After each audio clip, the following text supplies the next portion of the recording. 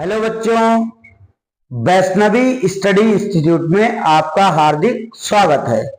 तो हमने आपसे कल की क्लास में बात की थी प्रतिशत के कुछ महत्वपूर्ण प्रश्नों पर। समझाया था कि किस किस तरह से प्रश्न आपसे परीक्षा में पूछे जाते हैं और आप उन्हें किस तरह से हल करेंगे। तो आज की क्लास में हम आपसे एक बार फिर चर्चा करेंगे प्रतिशत के कुछ महत्वपूर्ण प्रश्नों पर। तो चलते हैं आज प्रतिशत के पहले प्रश्न पर।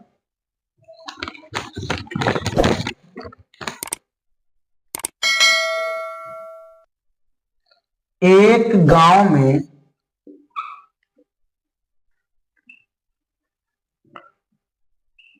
30% लोग शिक्षित हैं। लोग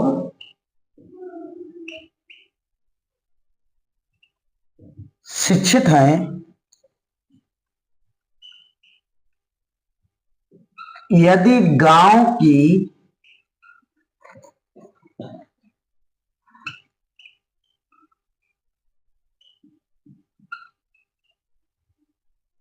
कुल जनसंख्या 66,000 हो तो उसमें अशिक्षित लोगों की संख्या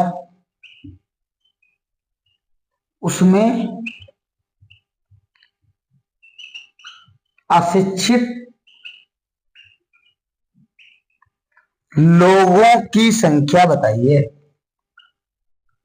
की संख्या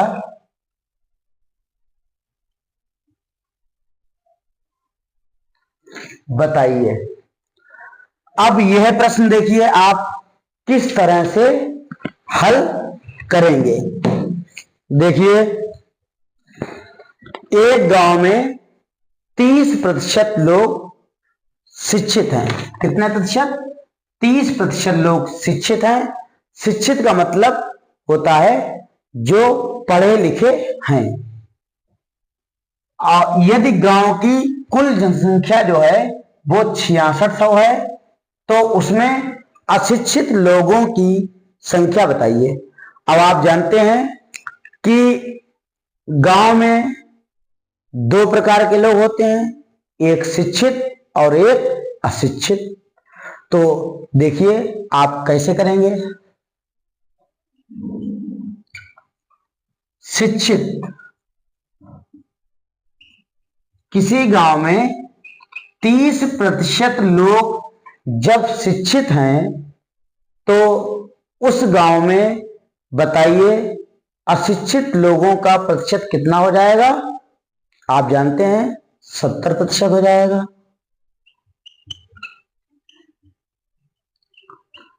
अशिक्षित बराबर 70%। अब हमें दिया गया है कुल गांव की जनसंख्या।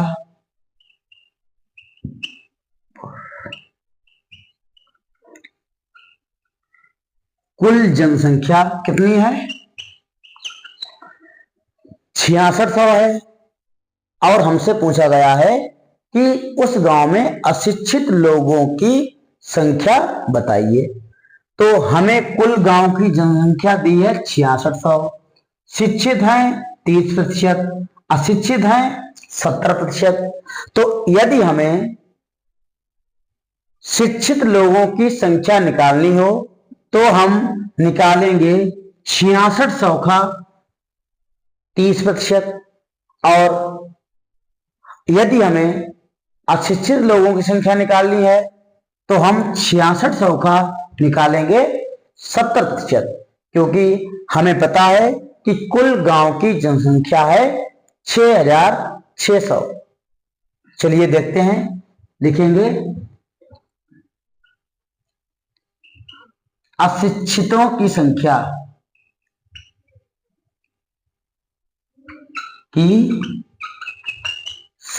बराबर हम निकालेंगे 6600 का 70%। किसी संख्या का प्रतिशत निकालेंगे तो 70 ऊपर रहेगा और प्रतिशत चिन्ह जब हटेगा तो नीचे 100 आ जाएगा। अब आप इसे काटेंगे, 0 से 0, 0 से 0। अब आप गुणा करेंगे, ये आपका 0 आ जाएगा। 7 छंग 42 का 2 यहां से लगा 4, 7 छंग 42 और 4 आपका हुआ 46। तो इस प्रकार उस गांव में कुल अशिक्षित लोगों की जो संख्या है वो आ गई है 4620। उम्मीद है कि यह प्रश्न आपको बहुत अच्छी तरह से समझ में आया होगा। तो चलते हैं अगले प्रश्न की ओर।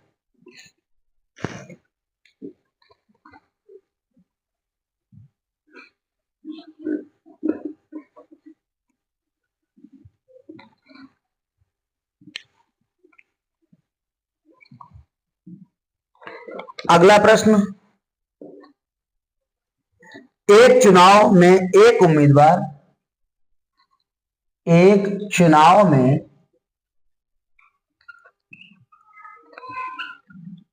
एक उम्मीदवार 40% मत प्राप्त करता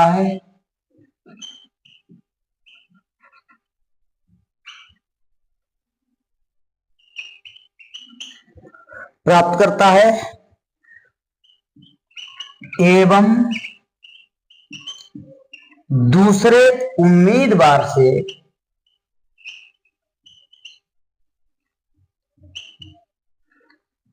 298 मतों से पराजित हो जाता है। मतों से पराजित हो जाता है। तो मतदान में कुल मतों की संख्या ज्ञात कीजिए। तो मतदान में कुल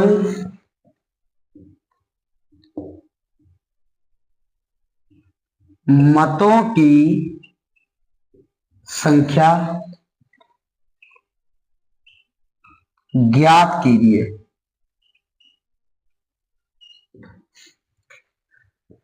चलिए अब इस प्रश्न को भी समझते हैं कि आप कैसे करेंगे। देखिए, एक चुनाव में एक उम्मीदवार ने 40% मत प्राप्त किया और दूसरा जो उम्मीदवार था उससे वह 298 मतों से पराजित हो गया। उम्मीदवार का मतलब होता है कि जो व्यक्ति चुनाव में खड़ा होता है, और पराजित का मतलब होता है हार जाना। तो समझिए, जब चुनाव आपके यहां भी होते होंगे, तो जब चुनाव होता है, चाहे वो चुनाव नगर पालिका अध्यक्ष के लिए हो या आपका एमपी एमएलए के लिए हो, तो आपने देखा होगा कि जो कहने का मतलब जो टक्कर होती है वो दो उम्मीदवारों के बीच ही होती है। तो जो पहला उम्मीदवार है, देखिए आप, एक पहला उम्मीदवार है और ये आपका दूसरा उम्मीदवार है। पहले उम्मीदवार ने क्या किया, 40% मत प्राप्त किया। और आप जानते हैं कि कुल मतों की संख्या कितनी होती है, 100%। जब एक उम्मीदवार ने 40% मत प्राप्त किया तो इसका मतलब दूसरे उम्मीदवार ने 60% मत प्राप्त किया होगा। और दूसरे उम्मीदवार से पहला उम्मीदवार 298 मतों से पराजित हो गया। तो आप जानते हैं कि इनके और इनके दोनों उम्मीदवारों के बीच जो मतों का जो प्रतिशत में जो अंतर है वो है कितना, 20%। इसका मतलब पहले उम्मीदवार को दूसरे उम्मीदवार से 20% कम मत मिले, तो ये वाला जायज बात है, ये वाला उम्मीदवार पराजित होगा और ये वाला उम्मीदवार विजयी होगा। तो इन दोनों के बीच जो अंतर रहा 20% का रहा, और यहां पर हमसे कह रहा है कि पहले उम्मीदवार को 20% 298 मत कम मिले। तो यहां पर इसे जो है पहले उम्मीदवार को 20% मत कम मिले और यहां पर 298 कह रहा है, तो हम लिख सकते हैं 20% बराबर 298। फिर आप क्या करेंगे, 1% निकालेंगे, तो 1% कम होगा, तो इस संख्या में इस संख्या से क्या करते हैं, आप भाग करते हैं। हमने आपको पिछले प्रश्नों में बार बार ये बात बताई। तो अब हमसे पूछा गया कि मतदान में कुल मतों की संख्या, तो मतदान जो होता है उसमें जो आपके कुल मत होते हैं वो होते हैं 100%। तो यहां पर हम 100% निकालेंगे। जब 20% 298 है, 1% कम होगा, तो आप जानते हैं कि 100% अधिक होगा। अधिक के लिए इस वाले पोर्शन में आप क्या करते हैं, 100 से गुणा करते हैं। ये आपका 0 से 0 कट जाएगा, 2 एकम 2, ये आपका 2 एकम 2, 2 चौको 8, बचा आपका 1, हुआ कितना आपका 18, 2 नेम 18, ये हुआ आपका 149 और यहां है आपका 10। जब आप गुणा करेंगे तो आपका आ जाएगा कितना, 1490। इसका मतलब ये हुआ कि कुल मतदान जो हुआ है वो 1490 हुआ है। उसमें 40% पहले उम्मीदवार को मिले, 60% दूसरे उम्मीदवार को मिले, और जो दोनों के बीच जो विजयी का जो अंतर रहा है वो 298 मतों का रहा है।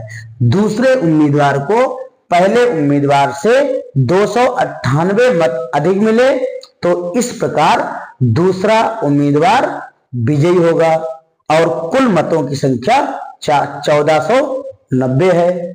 उम्मीद है कि यह प्रश्न आपको समझ में आया होगा। चलते हैं अगले प्रश्न की ओर।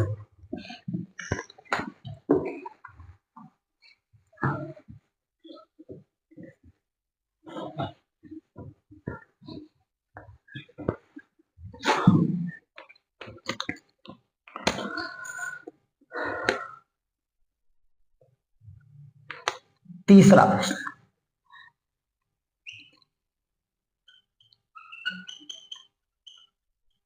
तीस विद्यार्थियों की एक कक्षा में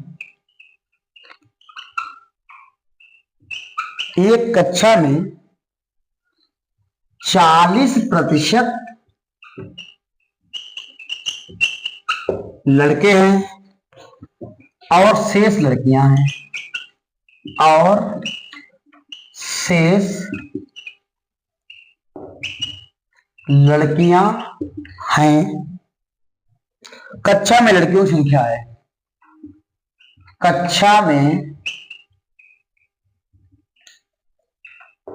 लड़कियों की संख्या है।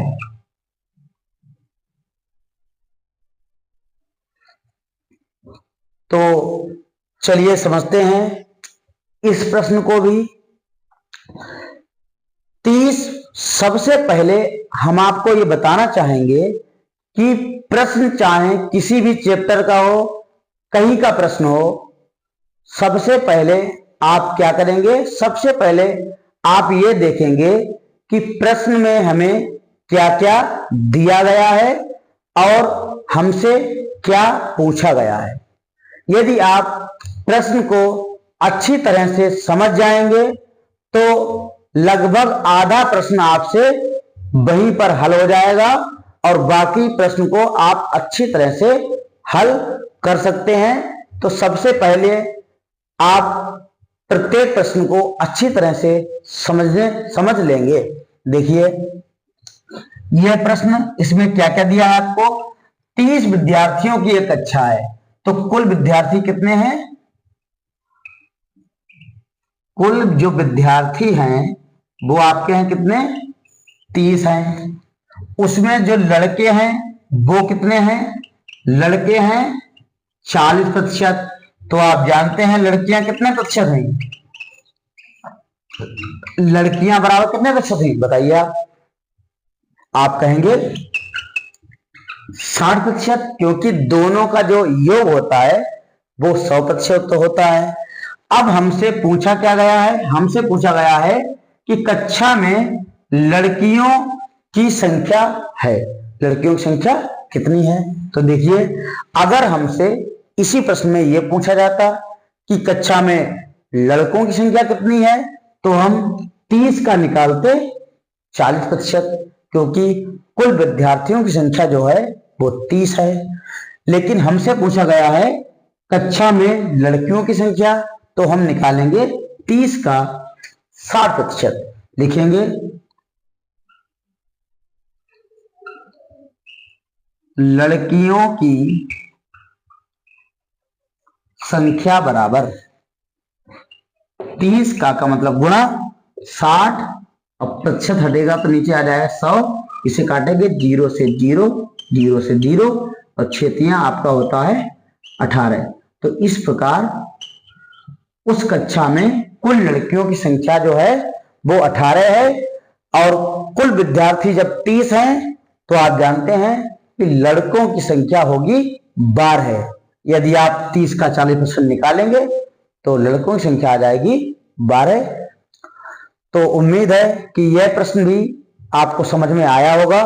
चलते हैं अब अगले प्रश्न की ओर।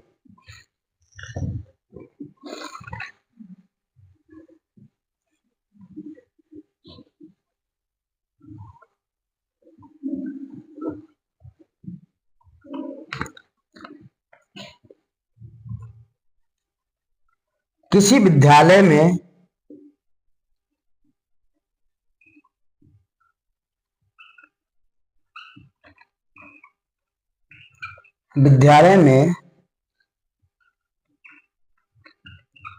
छात्रों की कुल संख्या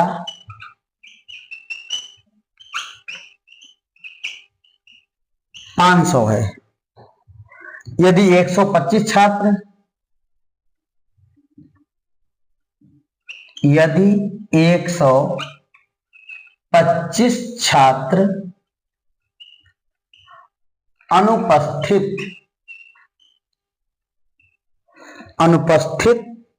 हों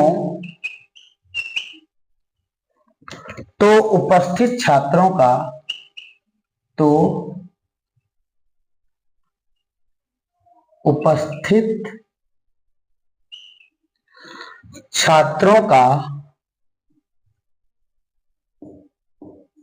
प्रतिशत होगा, उपस्थित छात्रों का प्रतिशत होगा। तो चलिए समझते हैं कि इस प्रश्न को कैसे हल करेंगे। देखिए आप, विद्यालय में कुल छात्रों की संख्या है 500, तो हम लिखेंगे कुल छात्र बराबर 500, और कुल छात्र 500 हैं।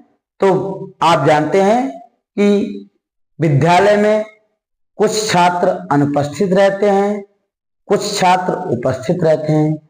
अनुपस्थित का मतलब होता है जो छात्र स्कूल नहीं आए हैं, और उपस्थित का मतलब होता है जो छात्र स्कूल आए हैं। तो 500 छात्रों में जो अनुपस्थित छात्र हैं उनकी संख्या जो है, अनुपस्थित छात्र जो हैं उनकी संख्या जो है वो 125 है, और हमसे उपस्थित छात्रों का प्रतिशत पूछा गया है। समझिए, सबसे पहली बात, किसी भी चीज का हमें प्रतिशत निकालना हो तो हमें सबसे पहले उस चीज की संख्या पता होना जरूरी है। तो 500 छात्रों में जब अनुपस्थित छात्र हैं 125 और हमसे उपस्थित छात्रों का प्रतिशत पूछा गया है, तो सबसे पहले हमें उपस्थित छात्रों की संख्या पता होनी चाहिए। तो हम लिखेंगे उपस्थित बराबर 500 में जब 125 अनुपस्थित हैं तो आप जानते हैं कि 375 छात्र जो हैं वो उपस्थित हैं। अब इसी संख्या को हमें बताना है प्रतिशत में। तो देखिए हम किसी भी चीज को प्रतिशत में कैसे बदलते हैं। देखिए हम लिखेंगे यहां पर प्रतिशत उपस्थित छात्र। 375 छात्र उपस्थित हैं, कितने में से? 500 में से। याद रखिए कि जिस चीज का मान हमें निकालना हो वो रहती है ऊपर। जैसे 375 छात्र उपस्थित हैं तो रहेंगे ऊपर, और कितने में से उपस्थित हैं वो रहेंगे नीचे। और प्रतिशत में बदलने के लिए आप जानते हैं 100 से गुणा करते हैं। 0 से 0, 0 से 0, 5 एकम 5, 5 सत्ते 35, बचा आपका 2, हुआ 25, पचम 25। तो इस प्रकार 75% छात्र उपस्थित हैं। तो ये रहा इस प्रश्न का आंसर। और यहां से आप ये भी पता लगा सकते हैं, जब किसी विद्यालय में 75% छात्र उपस्थित हैं तो उस विद्यालय में कितने प्रतिशत छात्र अनुपस्थित हैं? आपको पता होगा 25%, क्योंकि दोनों का योग 100 होना चाहिए। तो उम्मीद है कि यह प्रश्न भी आपको अच्छी तरह से समझ में आया होगा। अब हम चलते हैं आज की क्लास का अंतिम प्रश्न। देखिए क्या है, बहुत ही महत्वपूर्ण प्रश्न है, आप इसे अच्छी तरह से समझेंगे।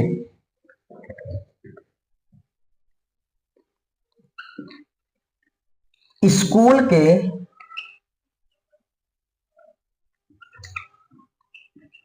600 विद्यार्थियों में से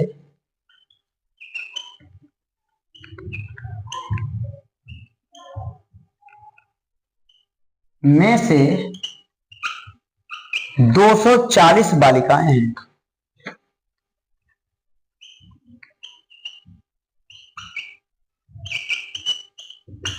बालिकाएं हैं तो बालिकाओं का प्रतिशत होगा। तो बालिकाओं का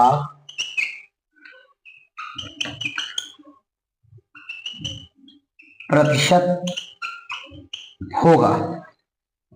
तो अभी हमने इस टाइप का प्रश्न आपको कराया और समझाया कि आप प्रतिशत कैसे निकालेंगे। देखिए क्या क्या हमें दिया गया है। कुल विद्यार्थी जो दिए गए हैं वो हैं आपके 600, और जिनमें बालिकाएं हैं बालिकाएं हैं 240, और हमसे बालिकाओं का ही प्रतिशत पूछा गया है। तो हमने आपको बताया कि जिस चीज का प्रतिशत हमसे पूछा गया हो उस चीज की हमें संख्या पता होनी चाहिए। तो बालिकाओं का प्रतिशत पूछा गया है और बालिकाओं की संख्या हमें ऑलरेडी पता है। यदि हमसे इस प्रश्न में बालकों का प्रतिशत पूछा जाता तो हमें बालकों की संख्या ज्ञात करनी पड़ती। तो चलते हैं प्रतिशत बालिकाएं बराबर 240 बालिकाएं हैं, कितने में से? 600 में से। और प्रतिशत में बदलने के लिए 100 से गुणा करते हैं। ये बात हमने आपको बहुत पहले बताई थी। 0 से 0, 0 से 0, 6 एकम 6, 6 चौक 24, तो इस प्रकार आपका आ गया 40%। तो बालिकाओं का जो प्रतिशत आया है वो 40% आया है।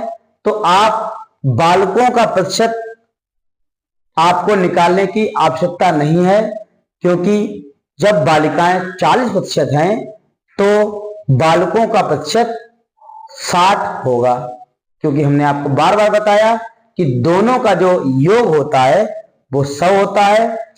उम्मीद है कि यह क्लास आपको समझ में आई होगी और इसी क्लास में आपका ये प्रतिशत चैप्टर समाप्त होता है। अब हम आपसे मिलते हैं अगले अध्याय के साथ। तो लगातार आप बने रहिए वैष्णवी स्टडी इंस्टीट्यूट के साथ, और आप आने वाली 18 जनवरी 2025 की परीक्षा में सर्वोत्तम अंक प्राप्त करिए। हम आपसे यही उम्मीद करते हैं। लगातार आप बने रहिए। धन्यवाद।